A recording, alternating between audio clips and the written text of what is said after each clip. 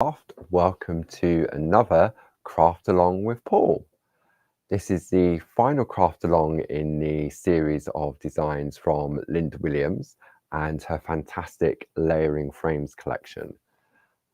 If you've missed any of the previous ones, because this is the sixth and final one, you can go back and watch on our YouTube page.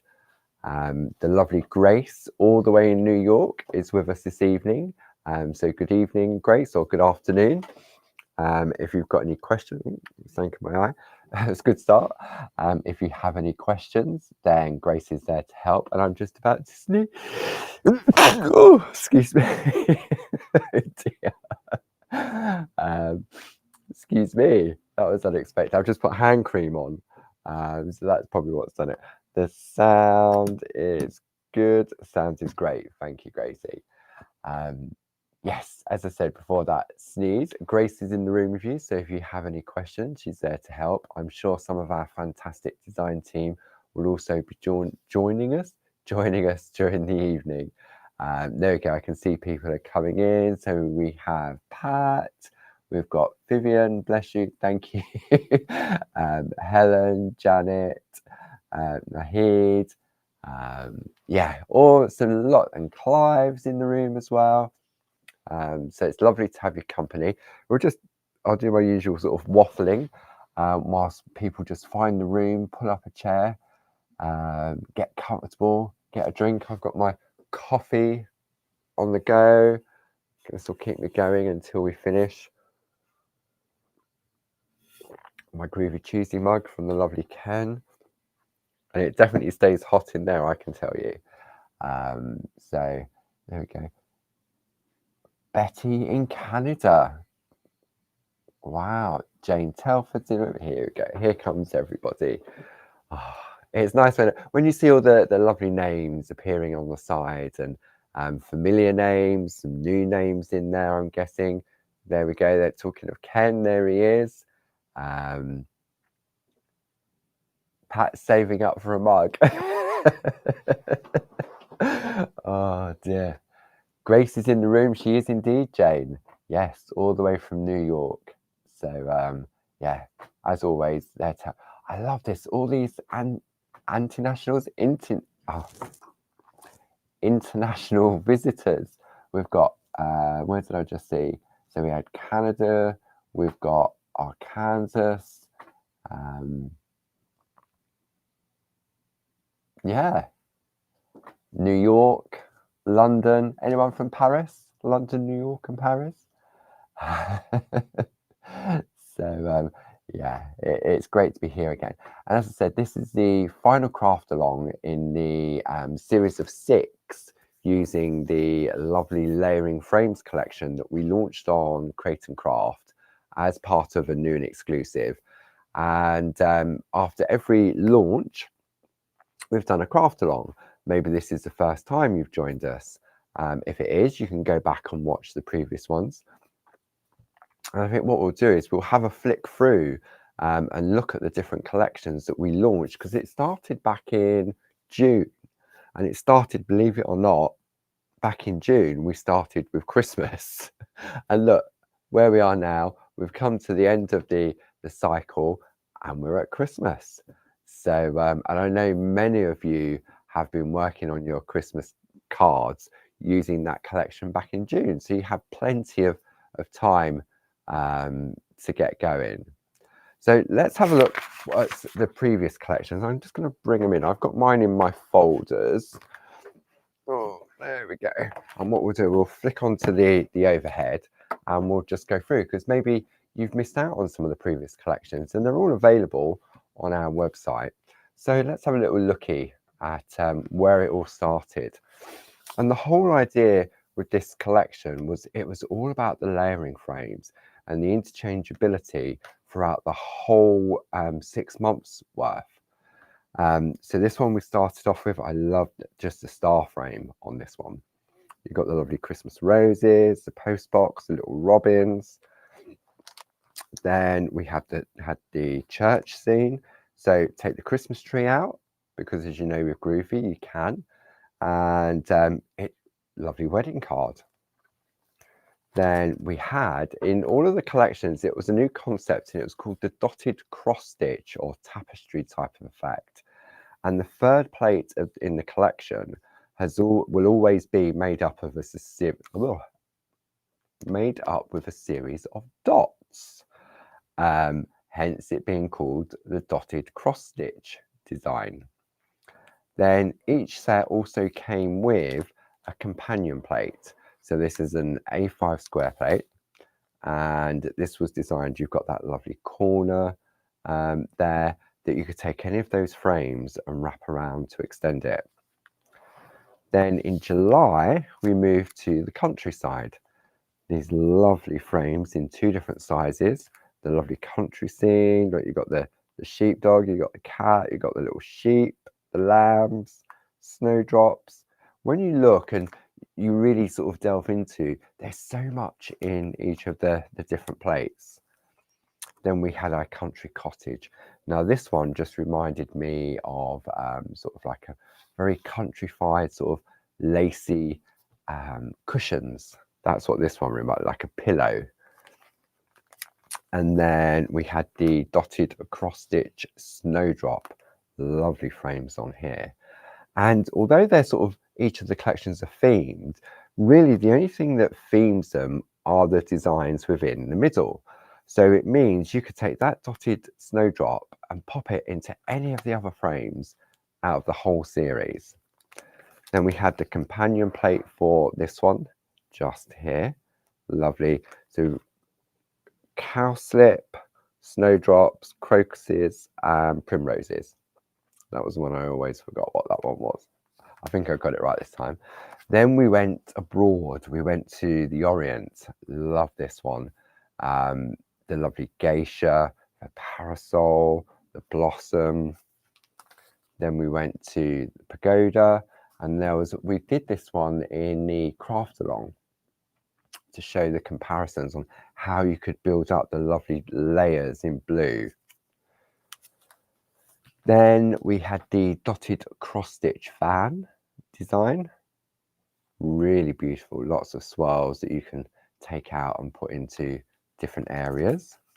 And then the companion one on this one was the lovely cherry blossom. And they all come with a verse or a poem and some wording. Then we went off to Tuscany. So we had the lovely Tuscan portico. I love these sort of real sort of scallopy looking designs on this one. Then I said this one, it's really hard to choose a favorite frame because I love this one as well, with the bougainvillea going around the outside, the lovely poppies and the lavender fields. Really, really stunning. And then we move on to the dotted design. Love this one as well. Can you hear what I'm saying? I love this one, I love that one. It's so hard to choose a favorite design because they all have lovely design elements within each of the different collections. And then the final one in this one collection is the you've got the poppies, cornflower, and then the lovely verse on there as well. Okay, and then I've got mine in our storage folder. So that's the first set in there. Well, not the first set, but that was the first part of the collection. And then we move on to the last two sets, and we went all Celtic. So you've got the Celtic harp. I loved it. Got to stop saying it. You have a beautiful rope type of woven frame on this one. You've got it in the circle, and then the lovely square version. And then you've got the lovely, I'm going to stop saying lovely. I'm going to stop. I'm just,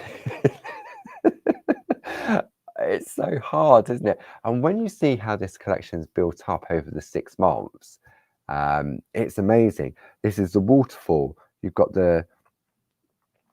daffodils there. You've got your what are they called? It'll come to me. A gate, some trees, some clouds.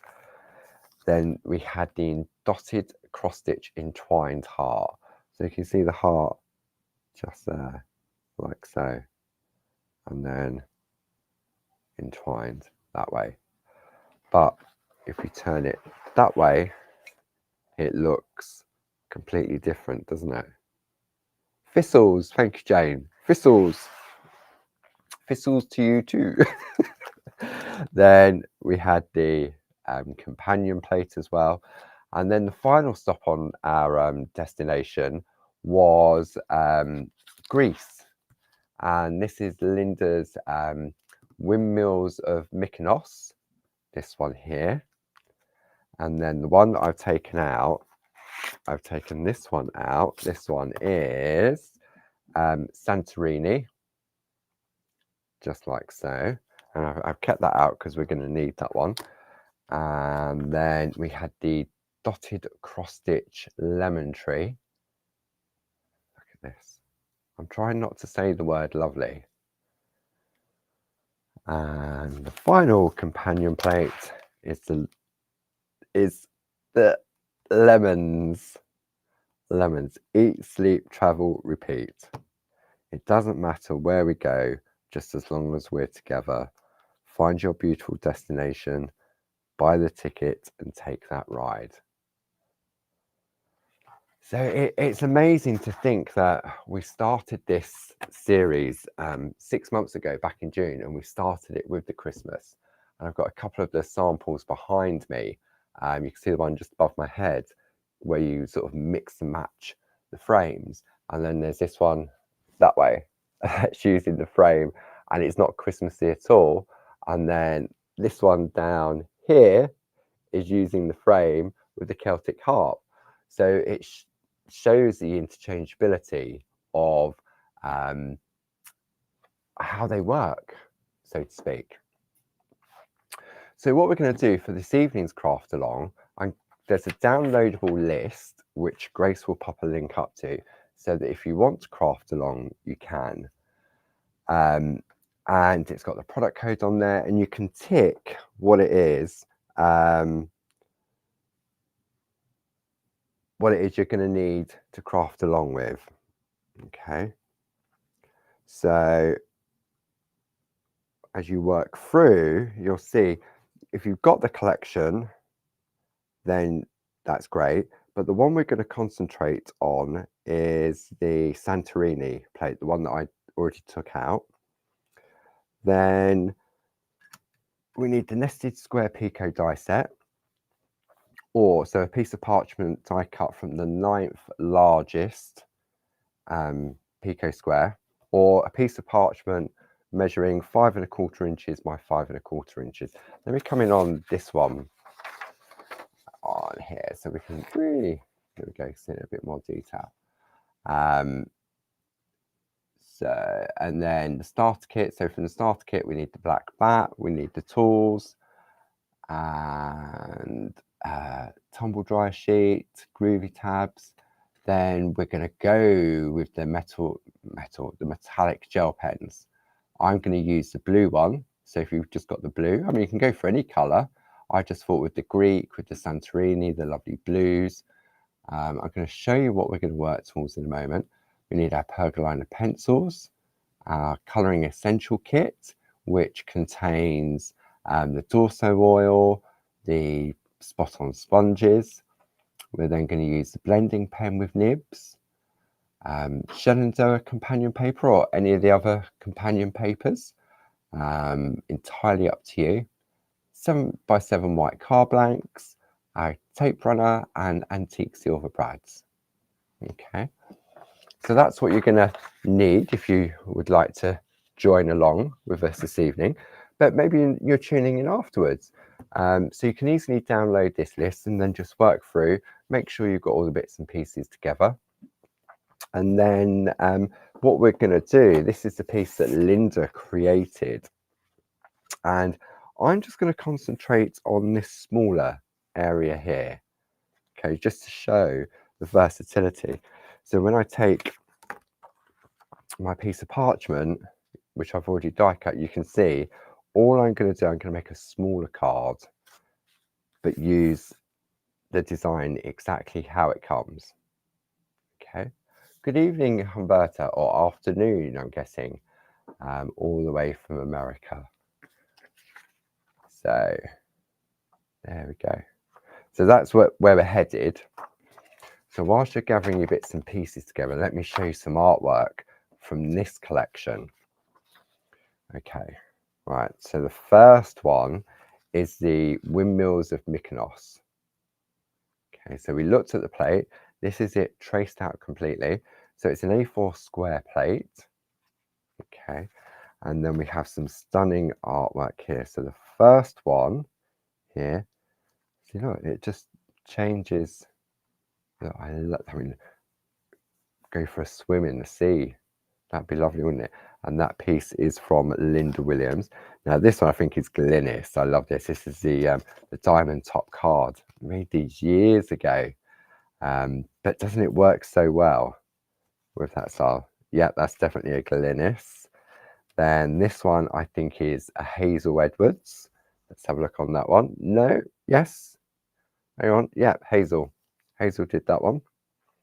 So, and she's actually put a brad in the middle. It turns around. So it's just held in the middle. But isn't it amazing the different colorways? And then you've got the final piece, how they can look so different. So this one is taken the plate exactly how it comes.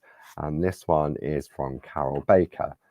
So you can go small, or you can go large, or you can go square or diamond, all using the same plate. Okay, so that is the Windmills of Mykonos. So we'll pop those to one side so they're nice and safely. Then we move on to Santorini. This one is, I'm guessing this one is Francis. Look at that. It looks like porcelain, doesn't it? We'll just check. Yes, Francis. The design team, they do such a fantastic job, and they all interpret the designs differently.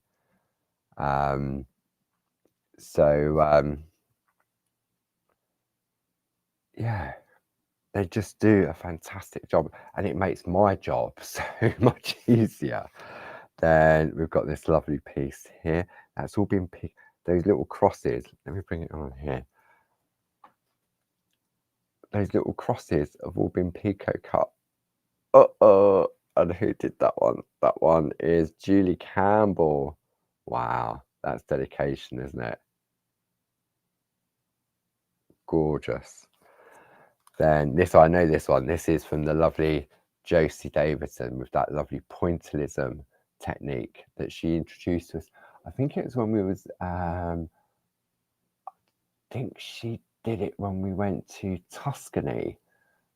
She came up with the idea of just dotting on the back, and we covered that in one of the craft alongs on how to build up that. And Barb's often done the pointillism like that in the shack with just pencils, like a grey pencil, to do shading and to create stunning effects. Then the next one, I love this one, very sort of soft and subtle. So this one is another one from Carol Baker. They really do an amazing job. Just blows me away. It's like Christmas every time we release something new and the postman turns up, and you open the envelopes, you go, oh wow, who's done this one, who's done that one. Then this is our dotted cross stitch lemon tree. So it's quite, when you look, I've got a couple here just to show that sort of the difference, that one in size but two in colouring as well. And this has been done on a separate piece of parchment, and this one's been done by Karen Jackson. And then this one has been, I reckon this one is Jill. Let me have a look. Yes, Jill. All right, let me have a look at this and show this one to you. What Jill's done, she stitched, you know, we have our lovely embroidery plates that Glynis has been showcasing on the Clarity Matters blog. Well, there's no pattern for this. What Jill's done, she's just perforated at the point. She's followed the pattern and then perforated and then stitched through them. and then it's been stitched in that center one as well. So it shows how you can come up by using the same plates. Now this is on 3 different layers. You've got the white layer, the green layer, and then the green layer in the background. But it looks lovely on the craft card. Then, so that was by Karen Jackson. I think this one is Karen Jackson as well, using some of those. I think, what one is this? Is this a, this is King Charles lace frame that I recently showcased on Create and Craft.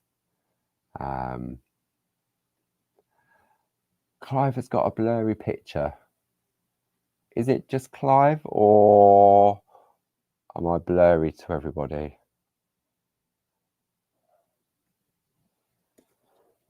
I hope not. I can see that it's in focus. So then the next one is from Jane Telford. I love that. Jackie's not blurry. Susan's fine. Jane's fine. Okay, Clive, maybe a reboot. Right, okay, so the people that are saying they're fine, they're on Facebook. Anybody on YouTube? So Pat's on YouTube and she says it's fine. Okay. Yeah, I've hit, as Grace said, give it a refresh. It may be your internet connection. Sometimes that can have an effect. And it's what, 7:30? People are getting home. This is lovely. This one is Glynis. Using those multi-needle tools around the outside. We covered those in Groovy Tuesday, didn't we?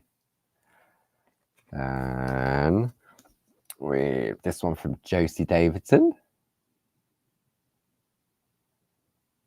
It really is. I mean, you just go through and you look at them again and again. Now, this is some Pico cutting. This is from Hazel Edwards. Then this is nice as well.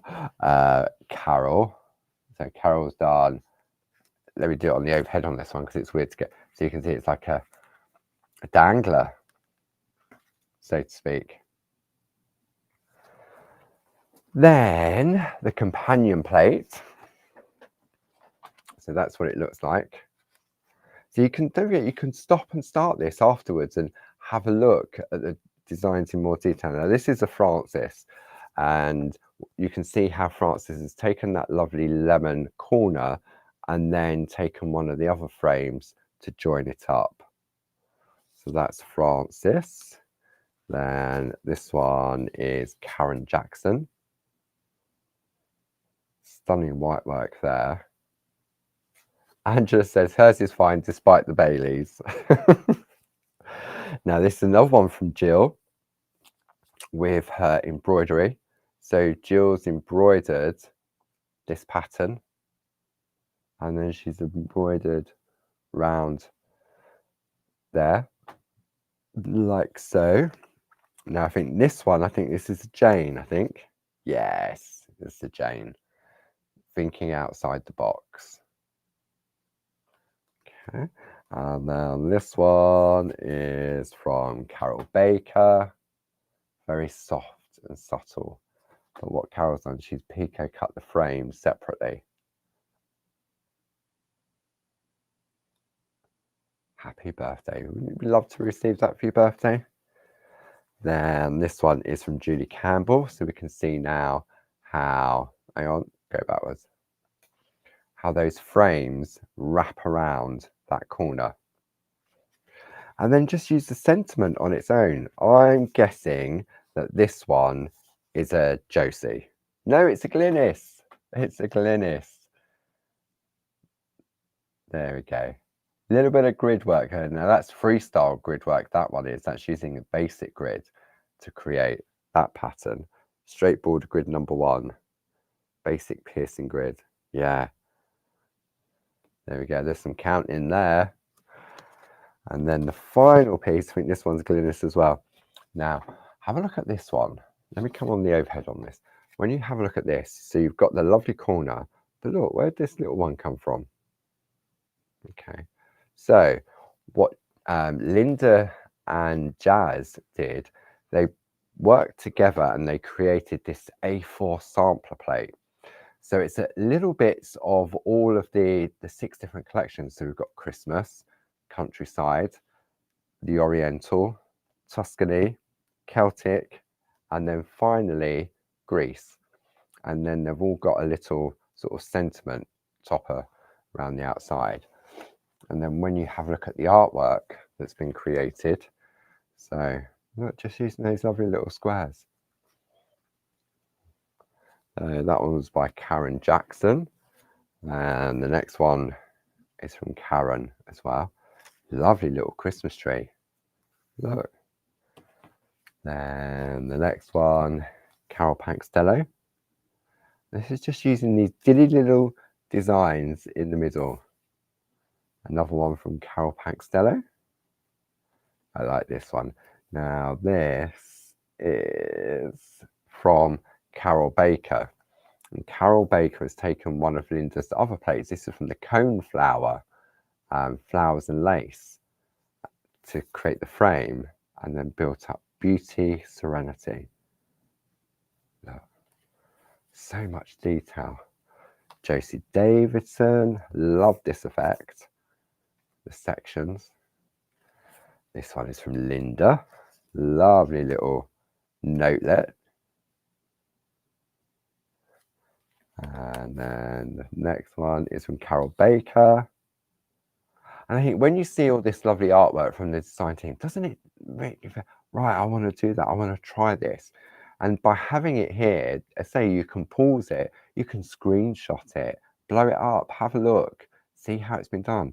Or go on to Groovy Worldwide, the design team will help post it. Look, I like this.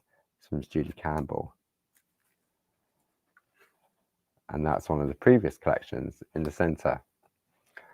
Ask people to the design team to share again if you're not sure. So Paul showed such and such in this one, and he said it was done by such and such. Can you put it on Facebook again for it? They will. They're happy, more than happy to help. And then the final one is from Jane Telford. Whew. I think I need a sip of coffee.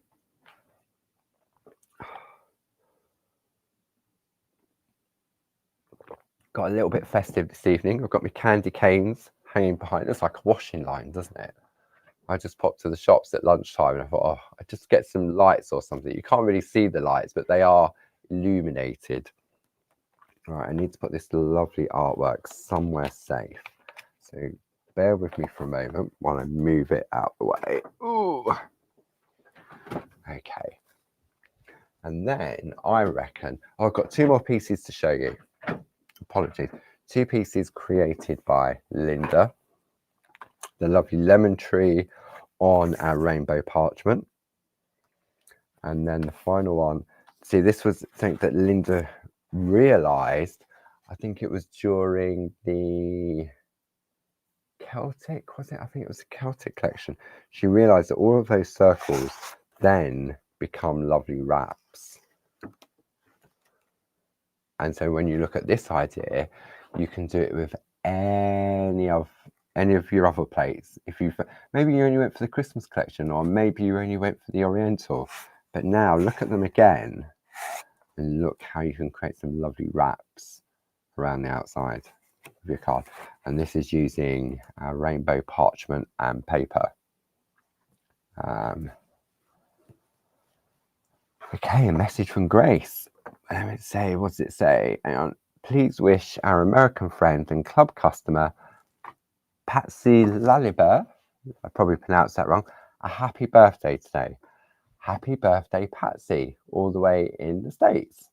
I hope you're having a lovely day, because I'm guessing it's the afternoon there now, so I'm sure you've had a good day so far. So it's lovely to have your company.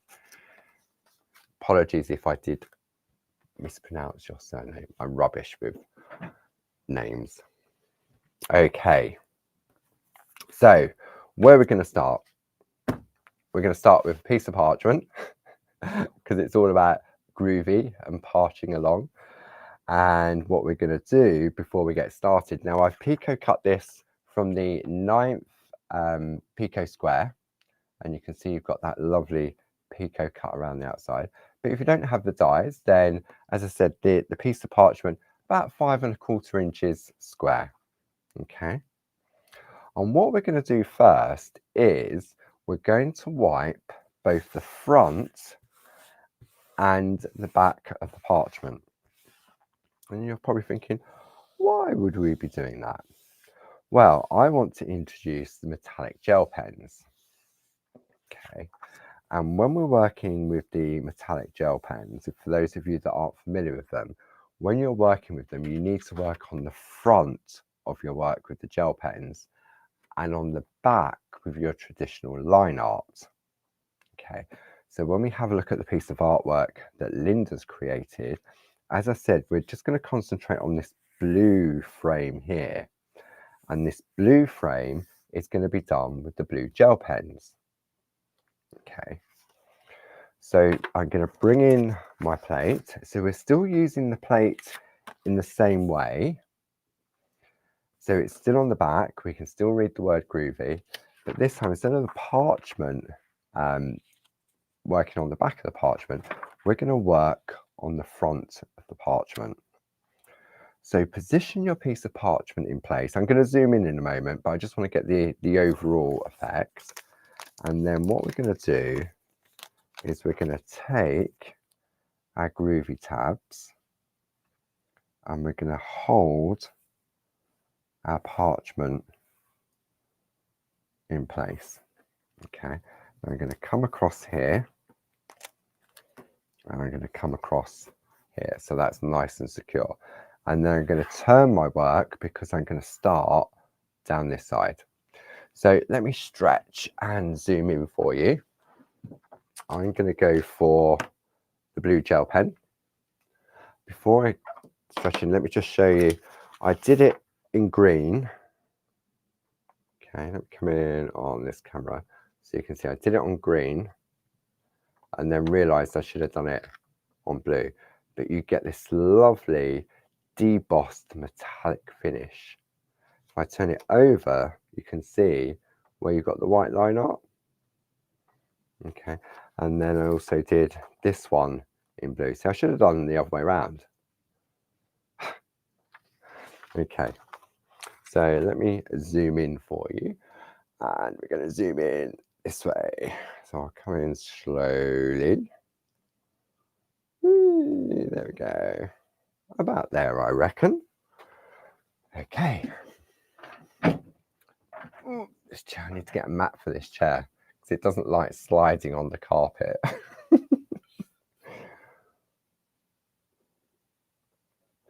Slurp of coffee. Now, what I'm going to do, I'm going to take my Groovy Guard to lean onto. I'm going to start from the inside and work outwards. And what we're going to do, instead of tracing out like we would normally with the number 1 tool, we're going to trace out with the gel pen. Okay, so I'm just checking I've got the parchment the right way. I have. So the pen, because it's, see, the Groovy number 1 tool has got a stylus which is a 0.8, and the Pergamano gel pens have got a 0.7, so they fit perfectly within the groove. And it was a fluke that I worked this one out. It's that we got them back into stock, and because they're Pergamano, you know that obviously you can color with them. You can use them on cardstock. You can use them for your everyday product. Lovely to write with as well.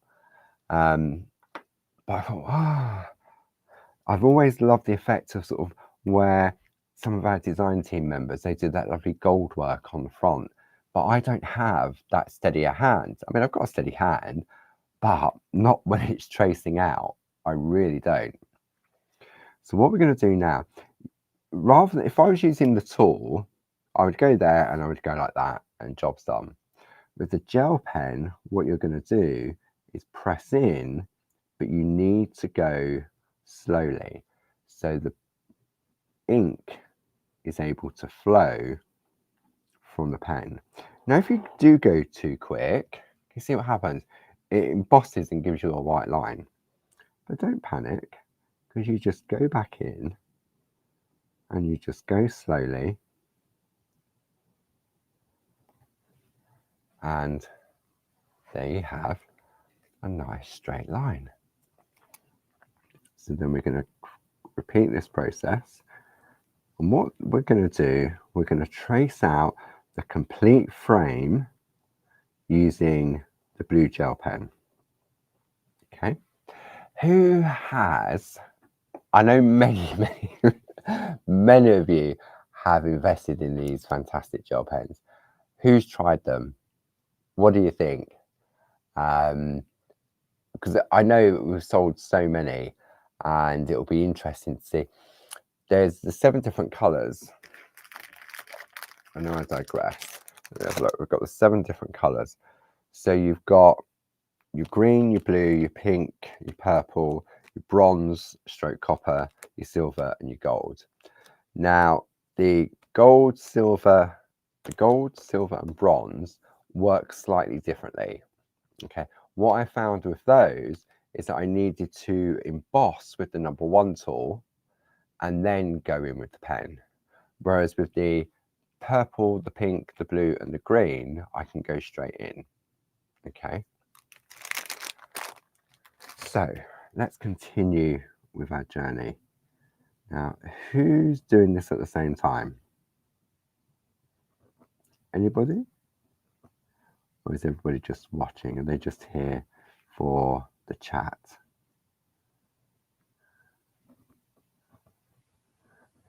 Did you notice the oh dear, what am I trying to say? I don't know. The Facebook and YouTube live earlier on today, it was a bit sort of unannounced, so to speak. We took delivery of a new Ranger order of some new ink pad colours. So Barb decided that she'd showcase them in a Facebook Live, YouTube Live. It was about 4:30, I think it was today. So if you want to have a look at that, you can go back and watch that again. And yeah, some lovely new colours to us. First time we've seen them. Not seen them, but first time we've stocked them from Ranger. So it's a series of archival ink pads.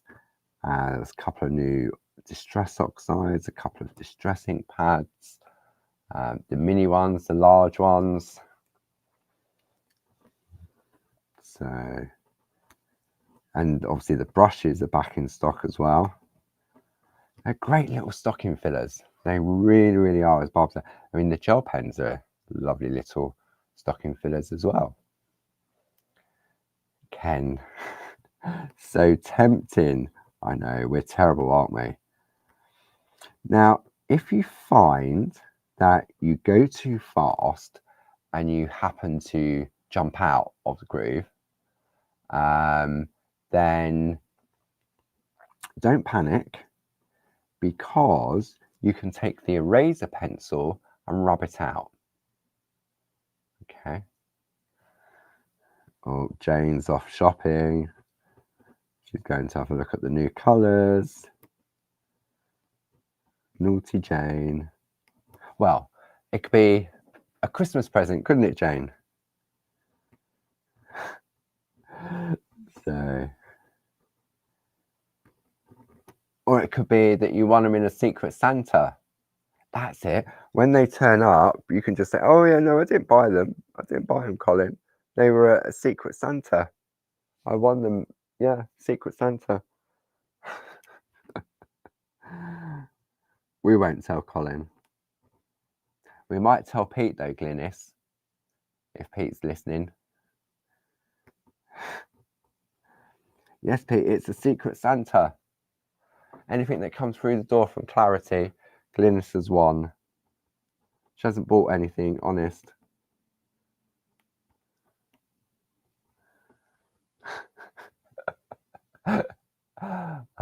Rosie Posy, I know, it's lovely names, aren't they? Some strange names, but some lovely names.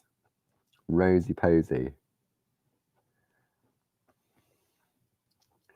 But I really love this technique, and when it's done, it's amazing how different it looks. So we're just going to carry on with our design. Is Glennie still in the room, or has she gone shopping? I mean, gone to enter the competition, the the Secret Santa. Sorry, Glennis. I hope Pete's not listening. Oh, dearie me. I don't mean to get people into trouble. Well, no, I don't. So, okay. And it doesn't take long. It's just a little bit more slower than it would be if I was using the number 1 tool. But it's all about enjoying the process, isn't it? So we're just going to carry on and enjoy it. Okay. So now let me bring this in on this camera so you can see how you've got that lovely metallic look. And this is on the front of our piece of artwork. Okay. Am I wicked? Really? I don't mean to be wicked, Pat, honest.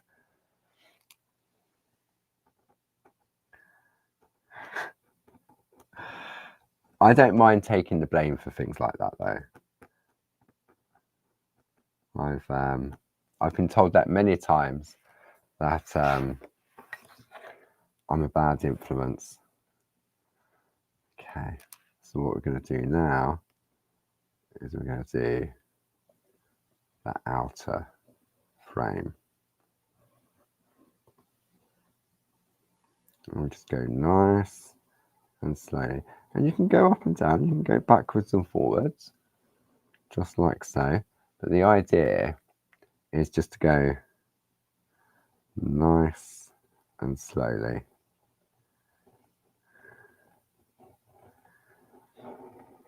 And I'm just holding the pen sort of normally. You don't necessarily have to hold it completely upright. But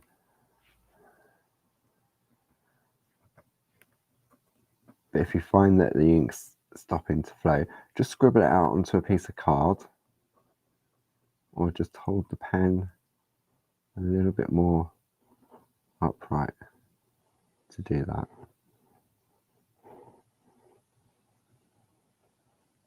Okay, so that's one side done. Didn't take too long. So I'm going to swing around now. I'm going to do this one to allow, I mean, it's not wet, but I don't want to bring my Groovy tab round and cover that up. So I'm going to lean on my Groovy guard now. Okay. And I'm going to go this way now. I'm going to go from the outside. Is there a preference to working from the outside in? We're about to find out. I don't think so. What I'm trying to do is just stop the curling.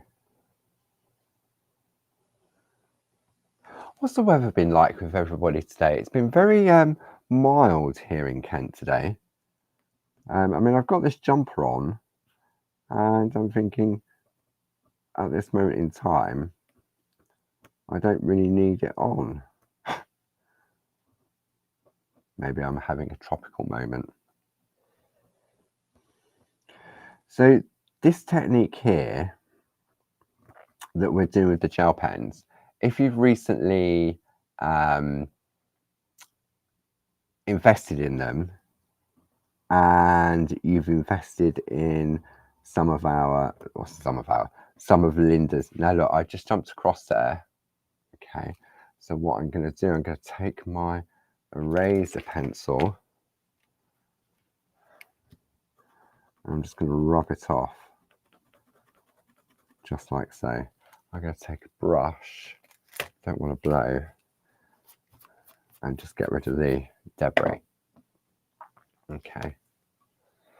So, yeah, so if you've recently invested in the pens and you have some of Linda's other collections, the other frames that we looked at the beginning of this hour, now imagine doing those frames with a metallic pen.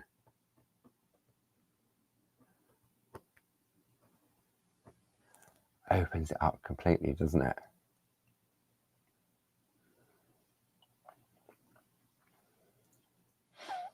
So let's have a look. So James felt very cold. Colin said it was mild and dry in Oxford. What else we got? +6 in Nova Scotia and sunny. Is that good for this time of the year, Joy, for Nova Scotia? +6. I think the whole things. Let's have a 72 and windy in Florida from Patsy. Dull and very grey in Derby until 4. Then we had a beautiful red sky. Yeah, I saw, Vivian, many people posted this evening what a lovely red sky there was in parts of the UK. There was a question there I saw from Pat. Any tips for reviving Inca Gold? Wanted to try it on my parchment and it's dried up. I don't know, honestly. I don't know if Glynis is still in the room. She would have used Inca Gold back in the day. She may be able to help that. But if you don't get an answer here during the live, then pop over to Groovy Worldwide and ask the question there, Pat, because there's going to be someone on there that would have used it traditionally and will know the answer to that question. But I've never used it myself, and it was one of the products that as the stock ran out, we decided to discontinue when we bought Pergamano.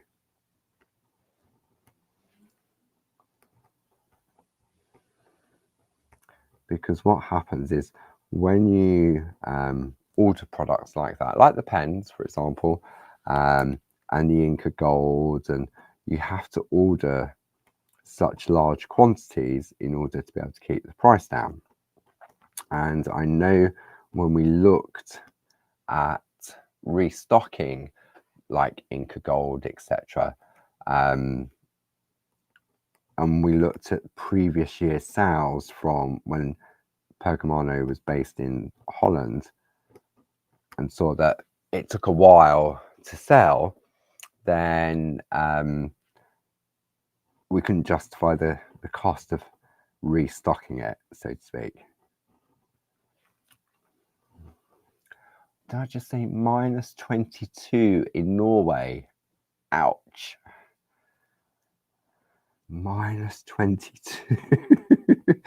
Goodness me, I can't even begin to imagine -22. I struggle with like -4, -5 here in the UK. Wow. Is that normal or does it get minus more than that? Minus more than that? Oh dear. Wow. See, I learn a lot whilst we're doing these sessions.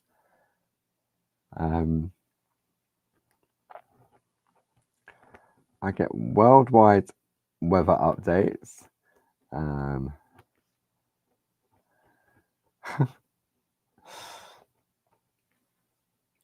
Goodness me. Wow. Oops, forgot the lines in the middle. I'm going to do... So you can see the speed at which I'm going.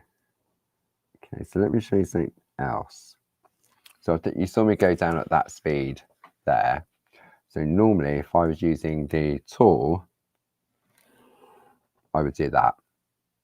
Okay, so it shows how you just need to go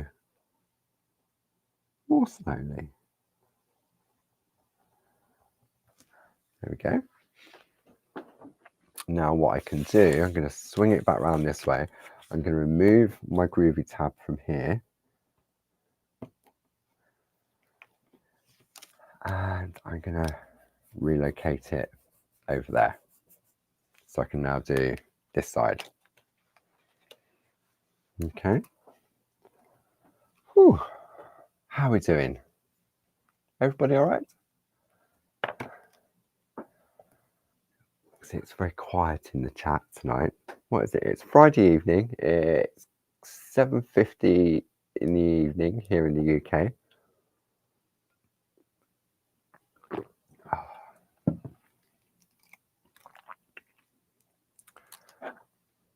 I bet everyone's out Christmas shopping. Everyone, who's finished? Come on, hands up. Who's finished Christmas shopping? Who's all set for the big day? I'm sure there'll be a few of you out there that are ready. I haven't given it any thought whatsoever.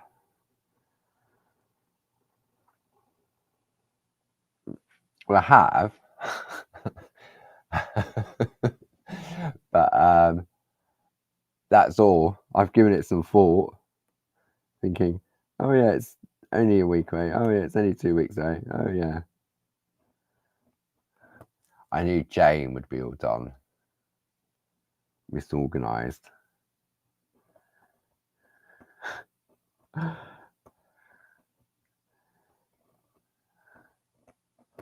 I'm sure there's a few more out there. Joy's finished today. Yeah, I mean, what date are we? Isn't that what Christmas Eve's for? Christmas shopping, Christmas panicking. I suppose it depends on how many people you need to buy for, doesn't it? And yeah, I mean, I only buy for a few people, so I know I shouldn't leave it to the last minute, but I've always left it to the last minute. Why change the habit of a lifetime? So Heather has tried the gold pen, can't get it to work on the parchment. Okay, so Heather, with the gold, the silver, and the copper stroke bronze colour, my suggestion, what I find works for me, is I trace out with the number 1 tool, okay, in the groove. So we're still working on the front of the parchment. Trace out with your number 1 tool. Oops, jumped out again. Get rid of that. And then go over with the gold. Okay, but for me, with the gold, the silver, and the copper stroke bronze, you need to go even slower than I'm going with the blue. Okay, so give that a go and see how you get on.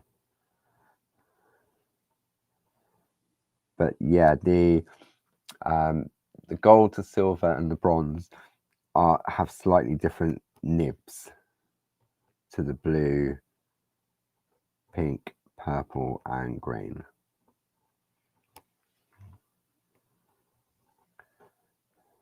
So give that a go and see what happens. As I say, you need to go a lot more slowly. Rubber.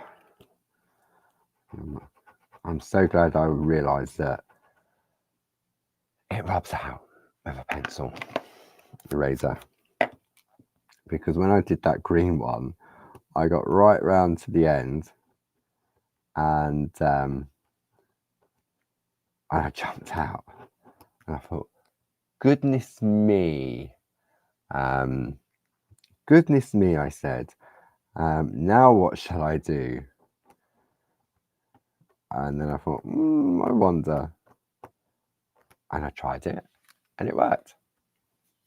So,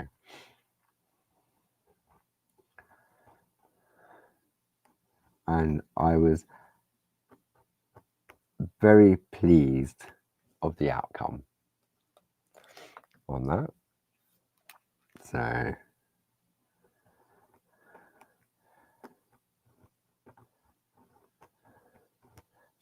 don't panic. Oh, I'm doing it more often. The more I talk about it, yeah, goodness me indeed, Angela. The more I talk about it, the more I'm doing it. It's psychological. You won't jump out of the groove, so you won't need to use the eraser pencil. You will stay in the groove and it will all work out lovely. Of course it will. See, this is the part that takes the longest, and I'm doing it in real time just to show how it works. Okay, when we come to trace the line art in the middle, mince pies, who's talking mince pies? I must admit that's, I'd say one thing. There's a lot of things I don't like, but mince pies, give me a chocolate log, a Yule log. I'll have a chocolate Yule log over a mince pie. I think mince pies are like Bovril, aren't they? Marmite, I mean, not Bovril. Same with Christmas pudding. Too much fruit. I don't eat fruit. Okay, we're on the last one now. Oh, dear me. It's definitely getting warmer in here. Just bear with me for a moment. Just have a look at this lovely piece of artwork from Linda. I'm just going to disconnect my mic. I'm not going to disconnect it. I just need to unclip it from my jumper. And I need to take my jumper off because I am melting. I can't believe. Probably can't hear me because the mic's down. Okay. Whew. That feels a lot better. Hang on a minute.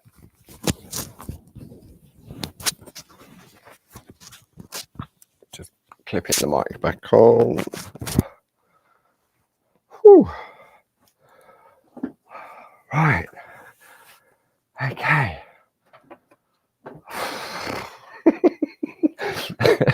Who'd have thought that I'd be really warm in November? No, December. Right. Goodness. Okay. Last side on this, and then we've done the frame. Okay. Chocolate cake. Oh, chocolate cake. Oh, right, that's moved. Hang on. Right. See, it's great because it goes back in the groove as well. Oh, Jackie's just stuck a card upside down. Send it to someone in Australia. That's the easiest way.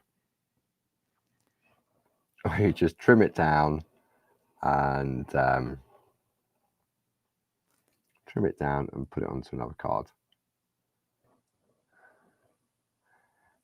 Slowly. Went a little bit fast on that one. Yes, thank goodness I did have something on underneath. Otherwise, we would have been staying on the overhead for the rest of the evening.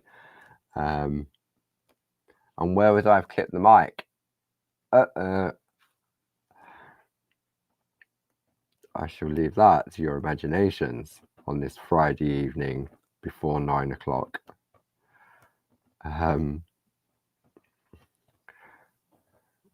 Probably scared everyone off now.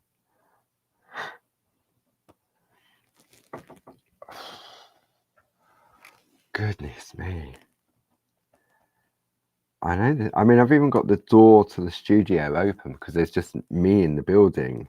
So there's no chance of anyone sort of walking past and making noise. So I've got the door open to the studio to let some air in.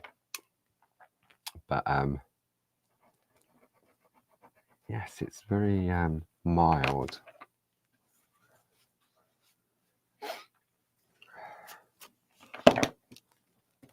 Okay. So we've established that Jane is all set for Christmas. Who else is all set? Or some of you like me wear Christmas Eve? See, I like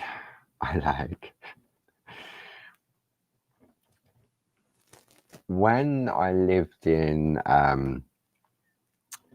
Peckham in South London. This is when I was growing up. My next door neighbour was a cook in the school kitchens, and this was when the school kitchens actually did the cooking for the meals on site, or some of them did anyway. And lovely Eileen, she used to do, I mean, she used to cook a lot of the different food at school, but her speciality was the puddings. Now, for those of you in the UK, will probably feel, you'll probably remember chocolate sponge pudding. Okay, and then it used to come with chocolate custard. Now, I didn't like the chocolate custard because I don't like custard, but the chocolate sponge pudding. Okay, so that was one of my favourite puddings. And then the sponge pudding with the jam on top with coconut sprinkled. That was another favourite. And then the third one was the sponge with the white icing and hundreds of thousands. And every now and again, my neighbour would, especially the sponge with the jam and the coconut,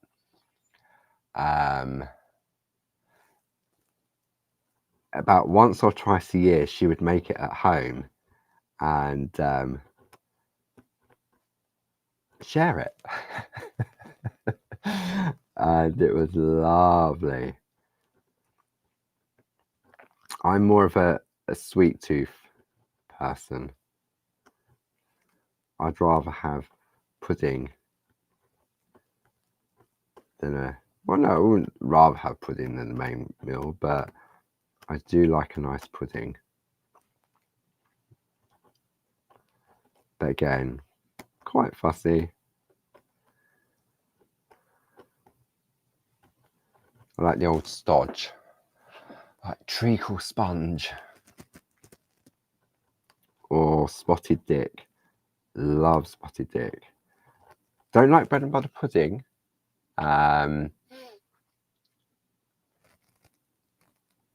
Yeah, I suppose it's like the suet puddings, isn't it?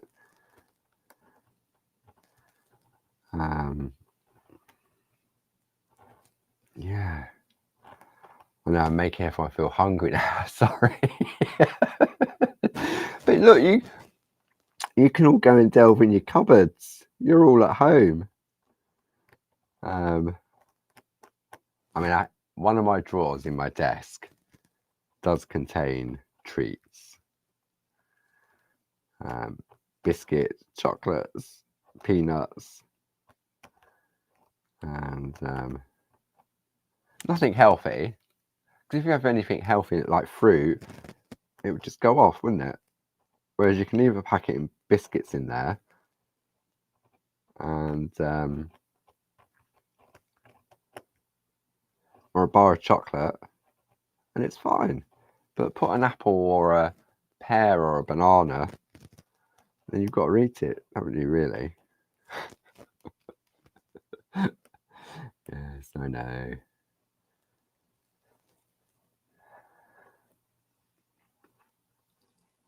But I did have, what did I have the other night? You can get in the supermarket those little puddings in plastic dishes, like bowls that you can just pop in the microwave for 10 minutes or so, 2 minutes even. So I had, jam roly-poly. I love jam roly-poly. It was just two of those little puddings that had jam on them. And then they got zapped in the microwave, poured out into a bowl, both of them, squirty cream all over, and then a flake crumbled on top. That was my pudding, and it was delicious. Right, my frame is finished. Let's have a look. Let me bring a white piece of card into play. So don't forget, this is the front of our piece of artwork now. Okay, so now let's come in on this one. So now you can see that lovely metallic finish to it. Maybe you can see it better on the overhead one. Yeah, there we go. Just catches, doesn't it? Okay, so that's the part that's going to take the longest out of the whole project for this evening. Have I got you thinking all about puddings now and chocolate? Pat said I was wicked, and I am.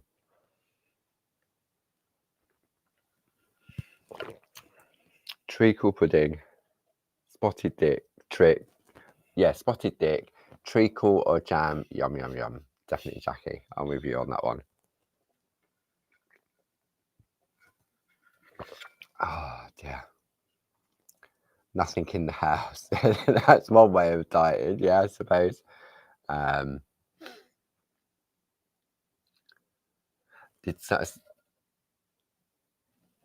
just saw someone call it frog spawn. Were you talking about semolina or rice pudding? See, that doesn't do anything for me. Rain, a good old Kentish gypsy tart. No, see, I've tried those and wasn't impressed. Wasn't impressed with those.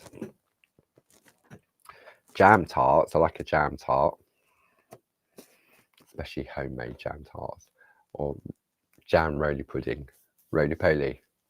That's nice. Tapioca. No, no, no, no, no. Okay. Right. So we're still on the back of the plate. This was the front with the metallic. And now we're going to turn it over and put our design in the middle. Okay. So this is where we're going to do it traditionally now. Well, I say traditionally in the groovy sense. Okay. So we line up. It's not going to fall into the grooves because the grooves are on this side. So we're going to take our groovy tabs. I may need a couple of extra groovy tabs on this just to hold it in place to stop it moving. Okay.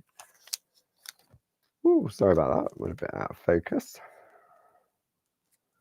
Okay.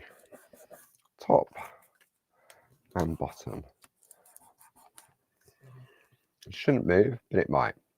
Okay. So now all we're going to do, we're going to take the number 1 tool and trace out the design in the middle. Okay. Picky Paul. I know, I'm very picky. You should know that, Gracie, how picky I am. Right, okay. Excuse me. So take the number 1 tool and glasses on. Tootsie Roll. What's Tootsie Roll? Okay, so what we're going to do now is press in to the groove and start to trace out this side. I'm just going to give it a little wipe. I'll just get a little bit of resistance there. Okay, and then take the design exactly how Linda has created it. So how's your nutcrackers coming along? I watched it back this morning, Barb's shack session last night with your nutcrackers and your sugar plum fairies. They looked amazing. And I love the effect of the colouring and the overlay.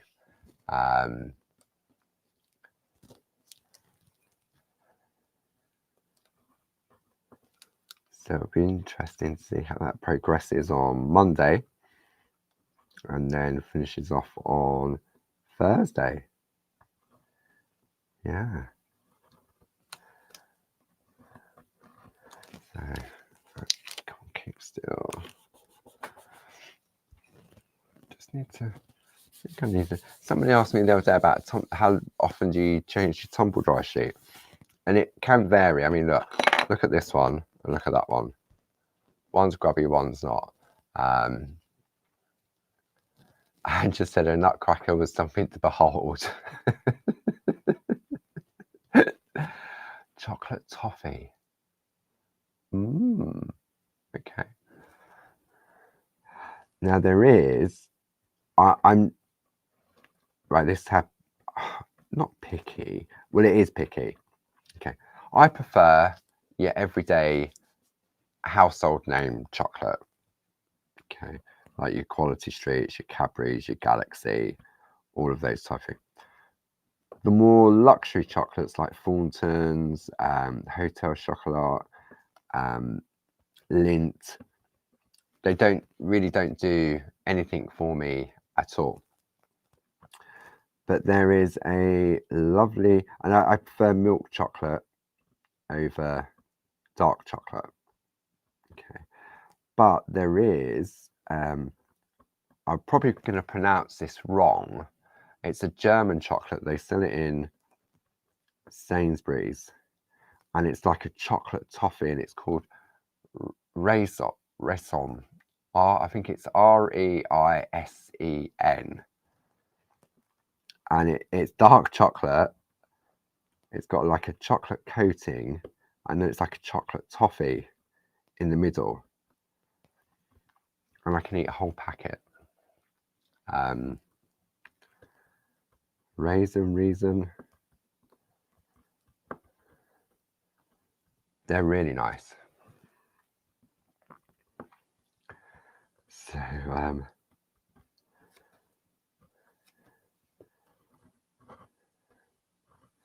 I wonder whether that's similar then. Chocolate toffee.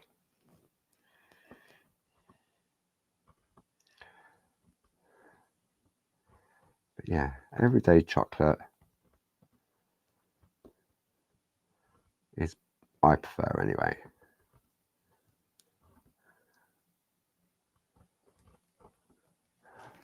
What about everyone at home? What's your favourite chocolate?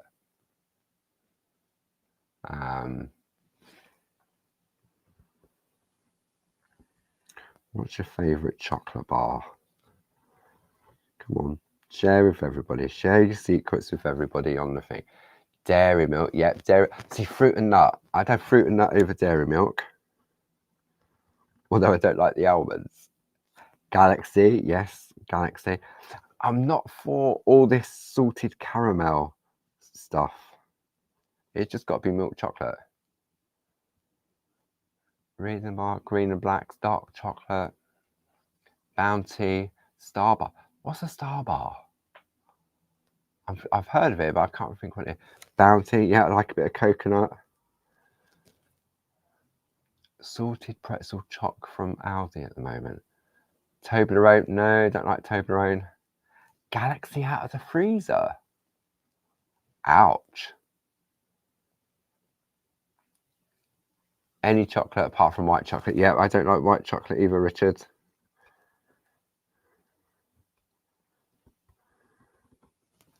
Goodness. Terry's chocolate. Ferrero Rocher. Ah, that has got to be my all-time favourite. If I have a box of those in the house, nobody gets those. I can eat a box of 12 in one go.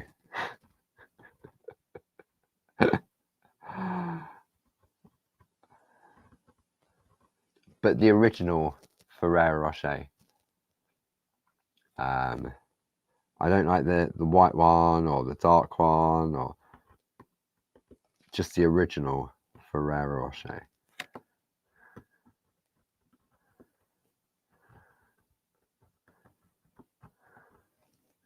What else have we got? Star Bar is peanut and caramel covered in milk chocolate. A bit like a Snickers. I'm guessing it's probably more nougat. Well, that's got nougat in, isn't it? Double decker. Not sure about double deckers.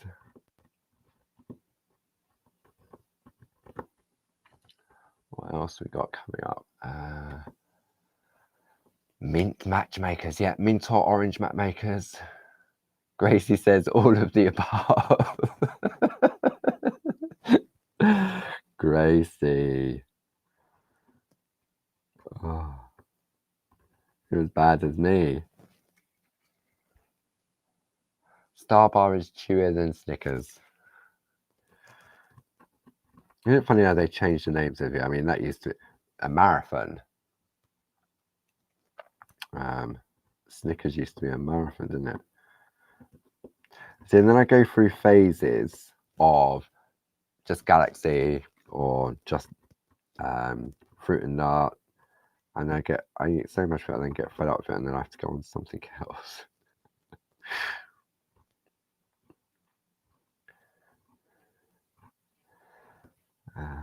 What else we got? Crunchy. Oh, crunchy's nice. Do like a bit of honeycomb. And once you bite into it, you just need to suck it, don't you? So it melts.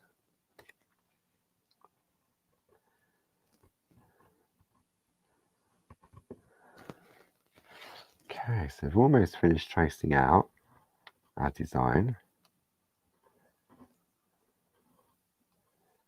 So as you trace out, you see different elements of the design. And you think, oh, I didn't notice that. And it's not until you you illuminate it and you bring it to life that you see different elements. And we often suggest that when you get a new plate at home, that you just trace it out. And as you trace it out, you'll see things. Because sometimes when the artwork comes in from the design team, you look at it and think, oh, where'd that come from? And then when you look at the paint, you go, oh yeah, it's there. Move slightly. Oh, don't matter, it's a bush. It doesn't have to be perfect, does it? Okay. Now don't forget, the frame we've created is just what it is. It is a frame. The design in the middle, you can put anything in the middle of this frame. And I just thought I'd keep it simple and go with exactly what is on the plate. Okay, I've got a little bit of movement. I just need to readjust.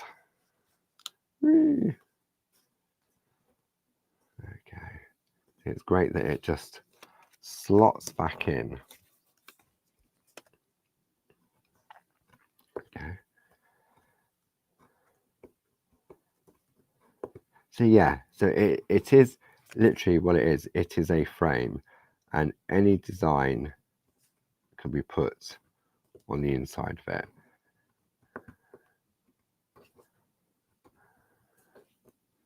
See if I don't want to pop that one in, I don't have to.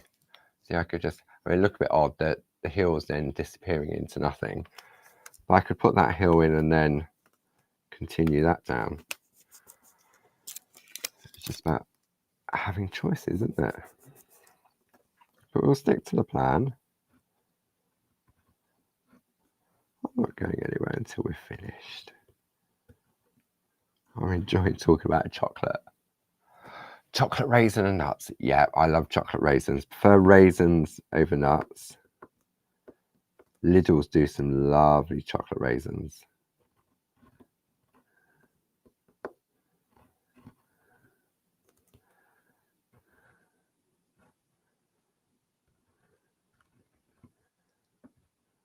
What else we got coming up? Yogurt coated ones. No, see, yogurt just sounds too healthy. Yogurt sounds way too healthy. It's got to be chocolate or chocolate.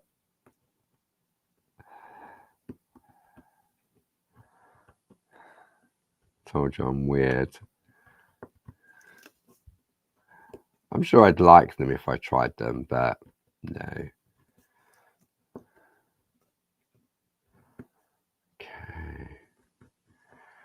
Just finishing off the little mountains in the background. I'll put the little birdies in the sky. There we go. So then we can turn that over. And now we have our finished piece of artwork. So you've got that lovely contrast. Excuse me.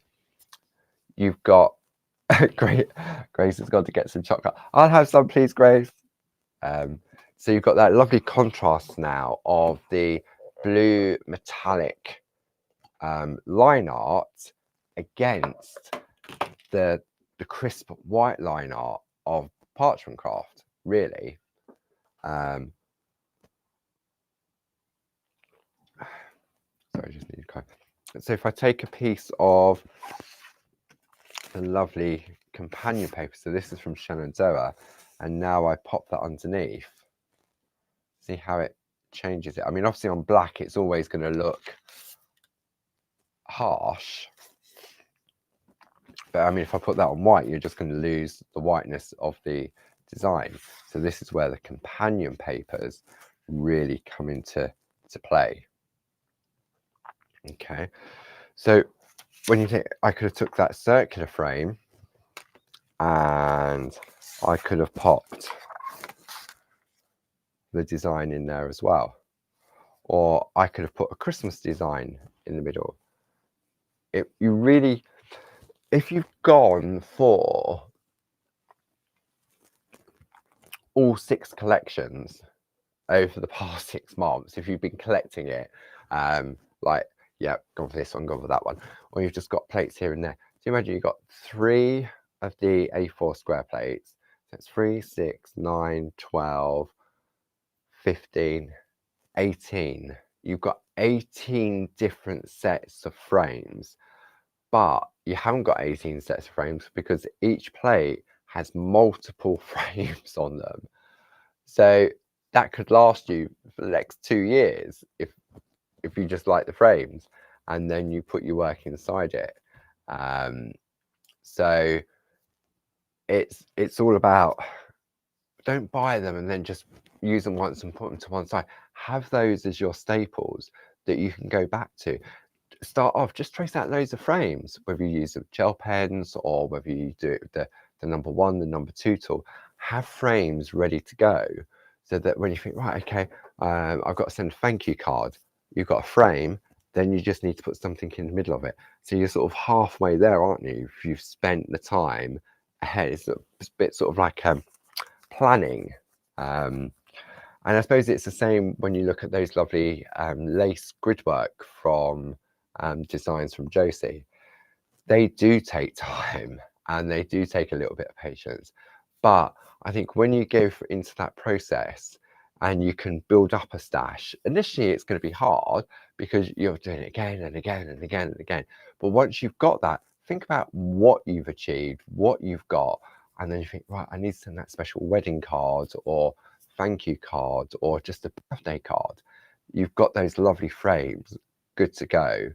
And whether you put your artwork on a separate piece or whether you put it onto the same piece of parchment, it's entirely up to you. So just think about what you've invested in over the past 6 months, year, 2, 3, 4, 5, 6 years, whatever. Go back, pull some of the old designs out and go, you know what, that would go with this, that would go with that. I'm just saying.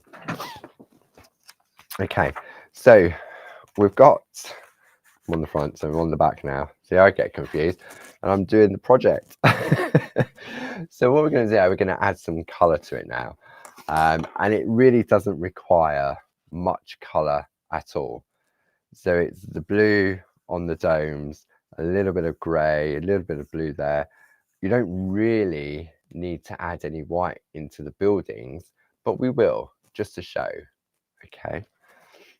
So I'm going to pop my work to one side and I'm just going to grab my tool organizer because I've got all my pencils in here.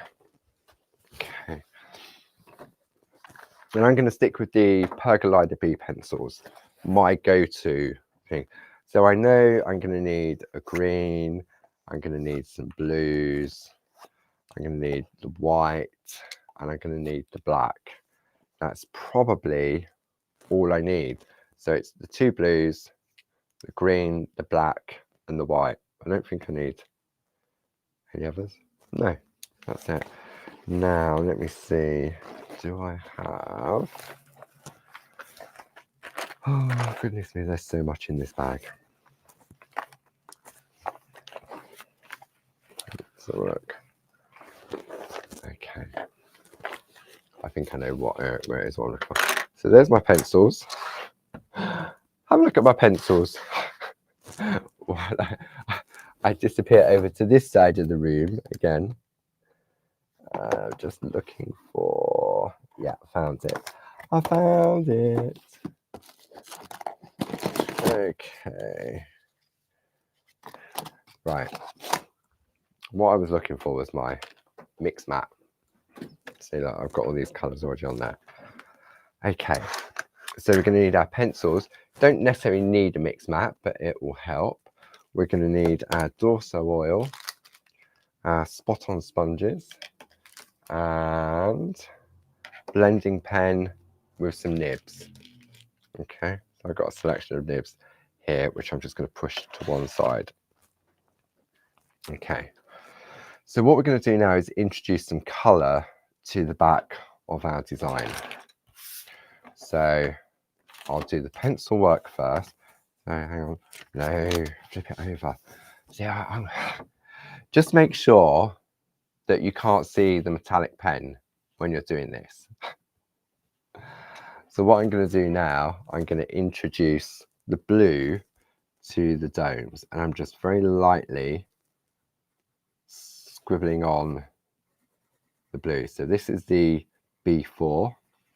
If you've got your polychromo pencils, there'll be a blue little work there. So I was going to go there. Where else are we going? We're going in this dome. So I'm not putting the pressure on. I'm just scribbling lightly with the colour. Where else have we got blue?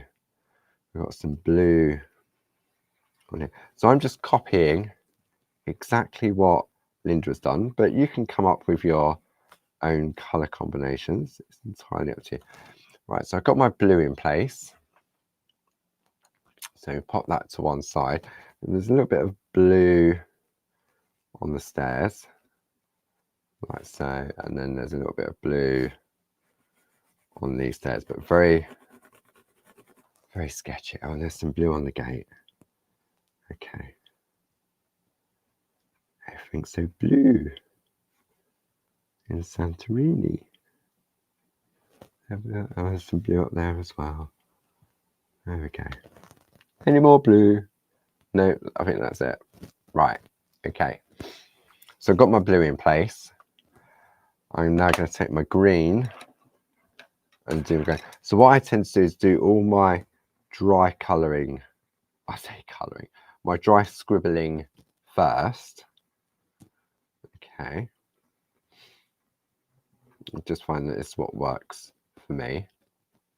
I've got green there, and then some green in the foliage. That's a rock. Oh, I've got the blue over there. Some blue in the sails of that boat. Okay. And there's some blue in the water. Now what I'm going to do in a minute, I'm going to put some white paper underneath, and you'll see how rough and ragged this looks. Okay, it works for me. So it's all about sort of having a play and seeing what you come up with. So I've used blue. Don't need the light blue. I didn't need that one, so I didn't need the 16. Okay, then I'm going to take the white,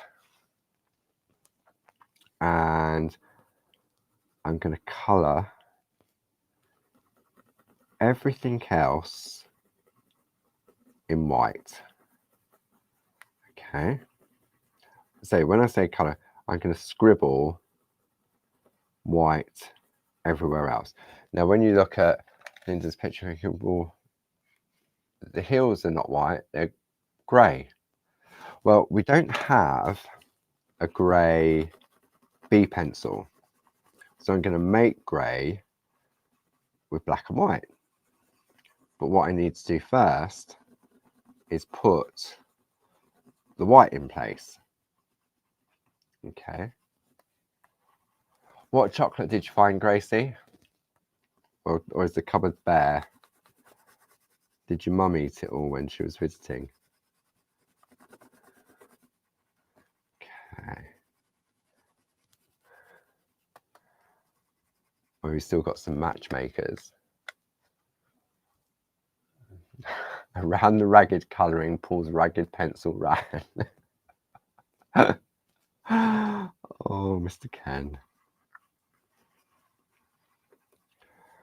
Okay. So it really is scribble, scribble, scribble.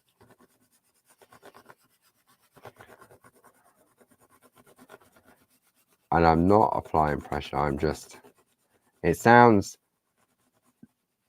quite rough because we're going over the back of the grooves. Okay. So when you, no, it looks rough, doesn't it? Let me come over here. So don't forget, we're working on the back. If I turn it onto the front, it really looks dodgy. But let me turn it back to the overhead. And if I put that, where's that white bit of card? If I put this white piece of card underneath, this is how rough the colouring is. Okay, I've got a little face down there. Little ghosty in the water. So that is my level of colouring, but this is where the magic happens, and it always blows me away on how you can get such a lovely finish. Okay, so I've got my spot on sponge. I'm going to take some Dorso oil. That was some dried out Dorso oil. I'm going to take my blending nib, a little bit of oil. There's way too much on there. That tiny little tap really has absorbed into the nib. So what I'm going to do, I'm just going to do it in an area where there is no colour, just to take some of it off. And now all I'm going to do, I'm going to start with the white. I'm going to blend out all of that white to make it nice and smooth. Okay, and I'm using the side of the nib. I come in on this side, don't know if you can see. So I'm not using the tip, I'm just using the side, okay,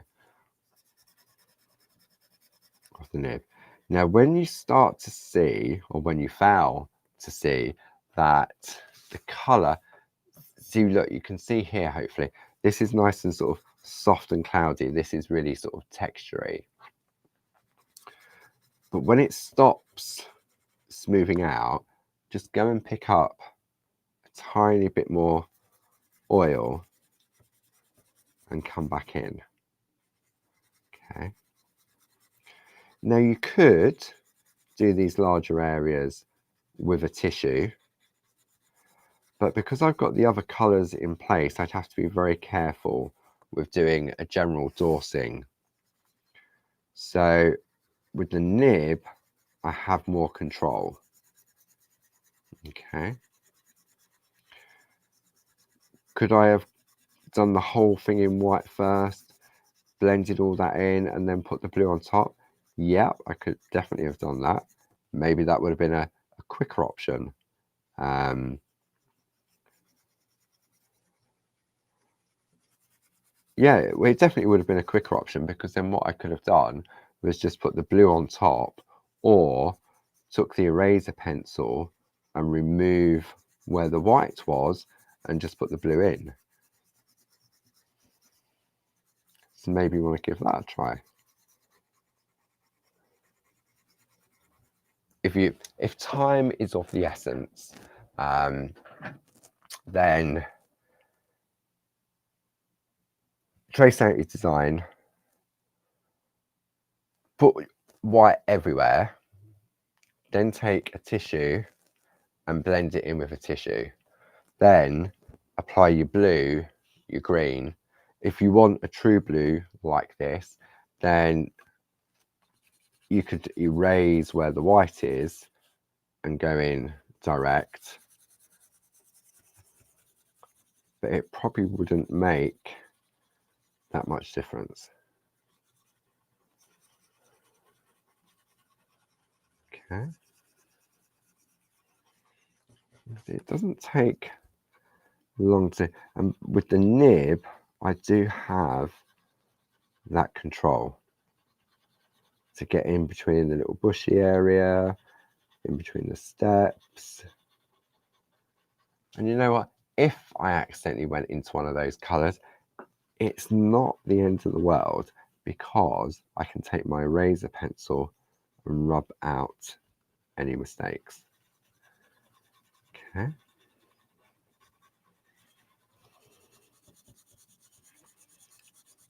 But for me, the magic of the pencils and the... Right, I'm going to do this bit here, because this is quite fairly, this is fairly white. Okay, so I'm going to take a tissue, man-sized tissue, so it's quite big. What you're going to do is just fold it down into the square and then roll it until you've got a point. So when you compare the difference, it's the same sort of surface area, but you haven't got the fine detail on the tissue as you have on here. A little bit of oil on there, and then I can blend that there. Okay, so that was definitely quicker. And I just need to be careful, but I do have more control with the nib. Okay, so now I've softened down all of the white. So what I'm going to do, I'm going to stick with the same nib. Now I'm going to go in and blend out blue. Well, not blend out. I'm now going to, can you see the difference between the two? As the oil goes in, it converts, for me, it converts the pigment of the pencil into like a paint. Okay. And because I've got that nib, I can stay within the area I need it to be. But if I do come out over the line, it's not a problem because I can take the eraser and rub it out. Okay. So I love colouring with pencils on the parchment. Do I keep all the artwork I make during my Facebook Lives? We do indeed. Yeah, nothing ever gets thrown away. I mean, like when we do demonstrations on TV, obviously when I'm doing Groovy, I get a lot of help from the design team with the prepping and the staging. And so the amount of time and effort that gets put into that by the ladies, there's no way. And I can only showcase elements of what they kindly prepare for me. And I know exactly what's involved in putting it all together. So nothing ever gets thrown away because I can go back and use it again. And so recently I did the grid starter kit, and I had all of the previous demos from Josie Davidson that I'd used previously on TV, but I was able to highlight and showcase them again. So it saved both me time and also the lovely ladies that helped me with the chat, like Jane, Karen, Josie, Glynis, Linda, Lynn. So I can take that and I can go back and I can do a little bit of prep towards it just to get it back to a stage where I can showcase it on TV. So so during the course of next year, because it's amazing how it builds up. So we've been saying it for, Barb's been saying it for years. We need to get it organised. We need to get it sorted. We need to bring it all together so that we can do recordings of it and everything else. And we're actually going to start doing that next year. And we're just trying to put the systems in place because as we've been so busy, and it usually go from one thing to another thing, another thing. Anyway, we made a start on Wednesday. When did Barb come? Barb came in on Wednesday, and we took one art room and we sort of gutted it and then put it back together and sorted it out. So it is a step-by-step process. But yeah, there is a vast library of artwork, and it will all get used again and again. So I'm going to change the nib now. I'm going to do the green. So I'm going to just blend that out, just like so. But you can see the difference, can't you, already, as you apply the Dorso oil to your piece. Now, how do we get the grey? So to get the grey, black is very strong. Okay, so all I'm going to do is just put a tiny little dot of black where I want it to be grey. Where else am I going? I'm going there. Maybe a little bit more than that.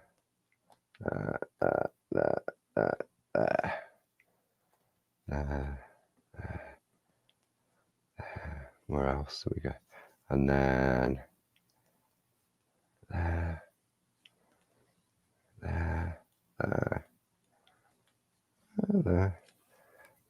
So it really is tiny little scribbles of black.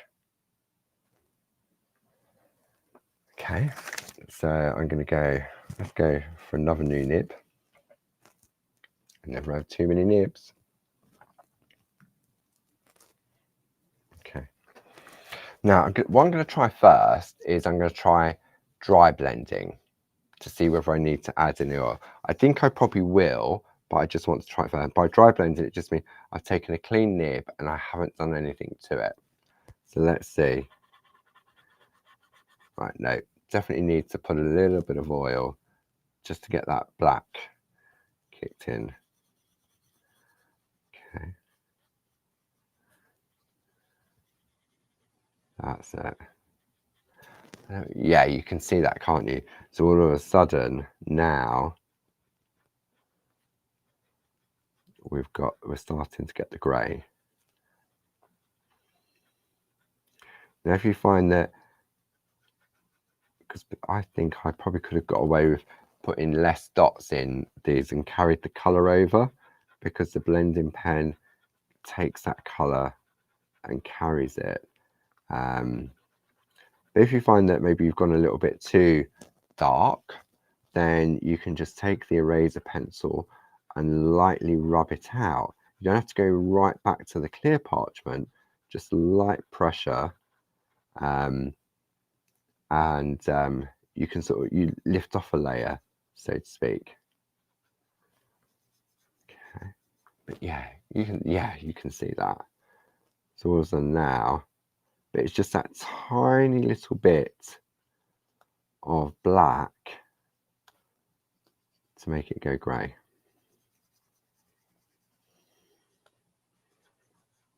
Okay. Little mountains. And what else we got? Okay, we've got this one here. So this one is,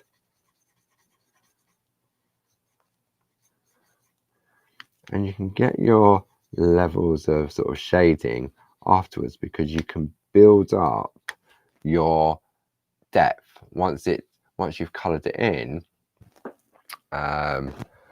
What's Jane saying? Oh, that was my nose.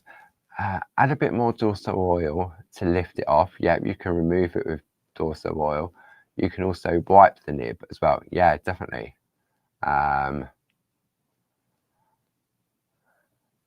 Quick question. Jane will probably know the answer. How do you get the fur effect on Santa's white furry bits on the cloak? Is it scratching on the front, or is that just for polar bears? I'll let Jane answer. I think, is it a combination of scratching and stippling?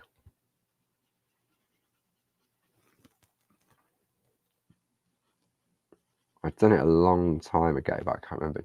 Jane's probably done it more recently, or Glynis. I think Glynis has done a runner.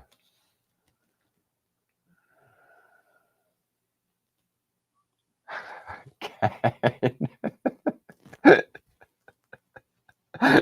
As I was reading that out, that tune was in my head. That really was. That, isn't that weird? I was reading it out and I was reading it out to that tune. That's strange. I thought you'd gone quiet.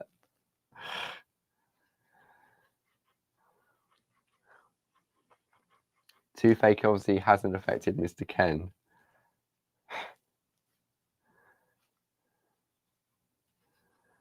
Okay, so now we're into the mountains. Okay. Just like, what tune? You've got to, these are a few of my favourite things. I can't think, is it an advert? It's an advert, isn't it? I can hear it in my head, but I can't think. Is it M&S?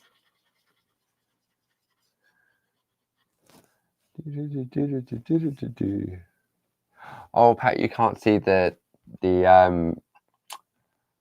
what Ken's written, because Ken's written it on Facebook, and The Sound of Music. Gracie, are you able to copy Ken's ditty and post it into YouTube? I'm sure Gracie could do that, possibly. And then you can see what Ken has written. an advert. Sound of Music. Oh. I don't know whether I've actually watched the whole of The Sound of Music. I mean, I've seen bits of it. I don't know. Thanks, Grace.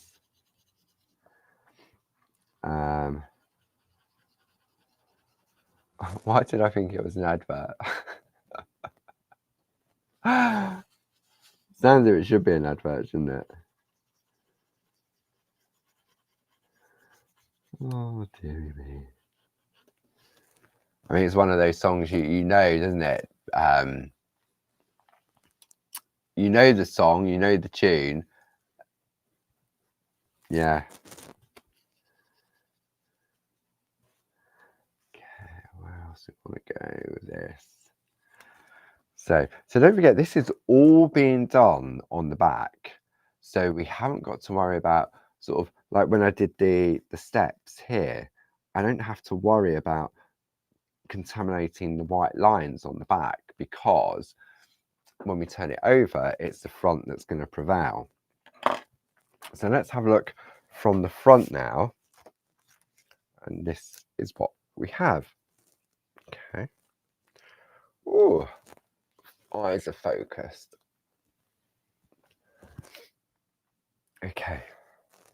So now I'm going to bring Linda's in as comparison. So I'm just going to zoom out a little bit because I've used different shades of blue. Linda used polychromos and I've used the pergoliners. Okay. So Clive, I did the same. I mean, what Ken wrote, as I was reading it, it was in my head as well. And I thought it was an advert, but it's Sound of Music. So let me pop this to one side. Okay. And let me bring Linda's masterpiece in. So you can see that there is differences. Obviously, colors are different, pencils have been used, but we can darken that blue. That it's more of a turquoise, isn't it? So what we can do is we can build up the layers of color. So if I turn it over, then I can go on with the blue again. Okay.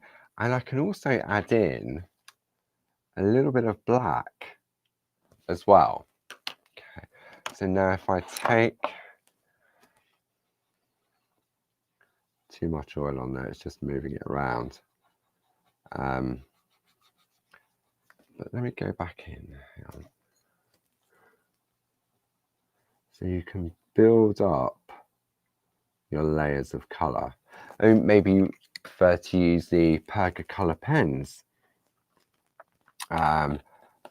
Different coloring option as well. So now when we go in now, if I turn this over in a moment, there will definitely be a difference in the blues. I don't know if you can see. Yeah, see, so we've got a different shade of blue there now than we have here.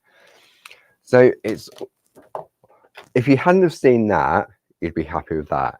If you hadn't have seen that, you'd be happy. Well, you'd be more than happy with that. I mean, it's done by Linda Williams, but you know what I mean, don't you? So, and because we've got that metallic blue, to me, this blue works better than maybe the darker blue does. Who knows? But now when you bring it up, let me come in on this camera. See, I think that blue works better with the metallic gel pens. So it's all about sort of the choices, but you can see how we got the grey by using the black and the white. Could have mixed it on the mix mat, but the easiest option for me was putting the white down and then just a tiny little bit of black. That's all you need just to get that grey. And again, you can go back in. You could just use a lead pencil. You wouldn't get the blendability, but you would definitely get a grey from a lead pencil. So maybe, so if you've gone for the other colour, you could do your purple border and do the purple domes. Who says they've got to be blue? I mean, I know the typical Santorini image is blue, but you could do green. If you're Jane Telford, you could do pink. You can do your gold, you can do your silver. It's all about having choices. If you want to, you can still use your gel pens to colour in on the front as well. You just need to be a little bit more careful. Let me just show you quickly before we finish off for the evening. So let me just take a piece of parchment, and if I just trace out, I'll just show you very quickly. Let's just do this one here. Okay. So if I do this, this, put the windows in. Sometimes you have to put a bit of the tracing out, otherwise it just looks odd. Okay, we're going to put that in there. Okay, so I'm just going to do that bit. So now, if I wanted to use the gel pen, the glass is gone. So just colouring in. So try and stay away from the white line, because the white line on the front is exposed. Okay. So what I'm doing, I'm very, very lightly going in circular motions. I'm not going on heavy like I did when I was tracing out the line art. Okay. My glasses are definitely helping. So now I'm just ignoring what I've just told you to do by going around in circular motion.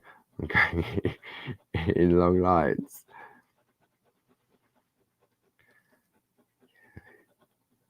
Because if you do touch the line, I don't think, I'm going to try it. Let me try it for you. If I was to accidentally go into there, I don't think it will take it off the front. Let me try.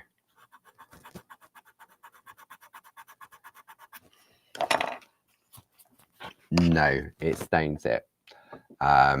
Because the fibers are porous on the front, but not on the back. So then you can just go in. So again, I'm not, it sounds as if it's quite scratchy, but it's not. It's just the thing. So now when we have a look on this one, I want to try one more thing, because I haven't tried this yet. So I'm going to try it. Why not try it live? I'm going to take a dry water brush. Let's see if it smooths it out. Yeah, it does. Okay, that's good to know. Something else I found out. So all I'm doing, I mean, see, it's these brushes. I don't know why. What it does. Hang on, I'm going to come in close in a minute. So I've put the colour down.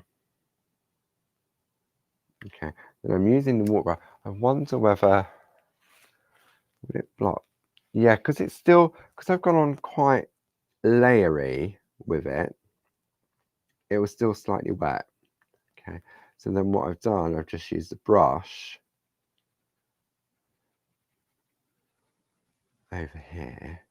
You know how I got this to work with the Pergacolor pens, how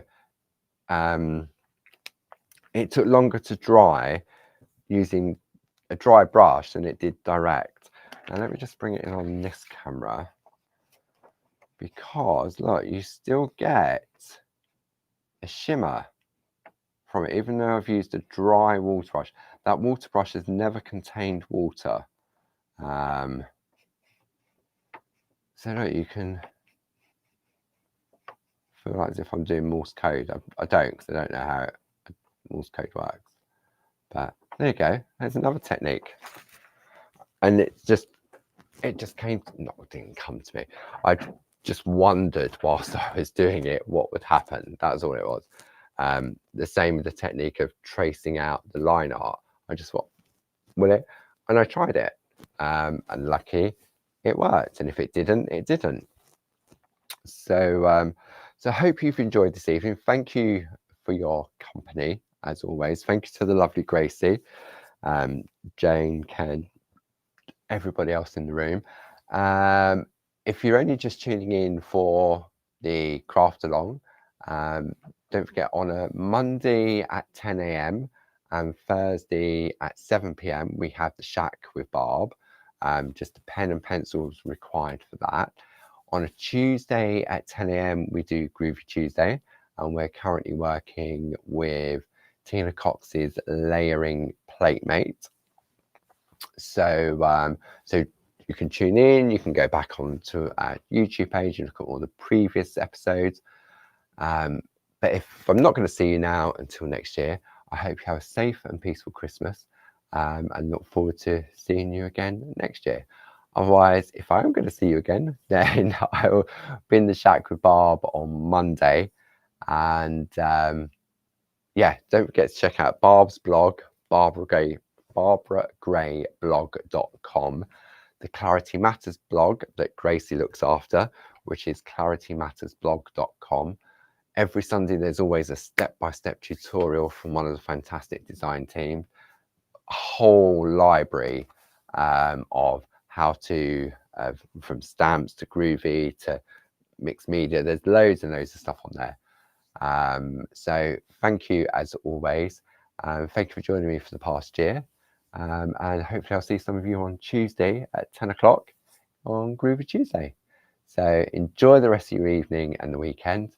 And don't forget to check out that Facebook Live earlier on at 4:30 if you like your ink pads. Take care now, and I'll see you soon. Bye-bye.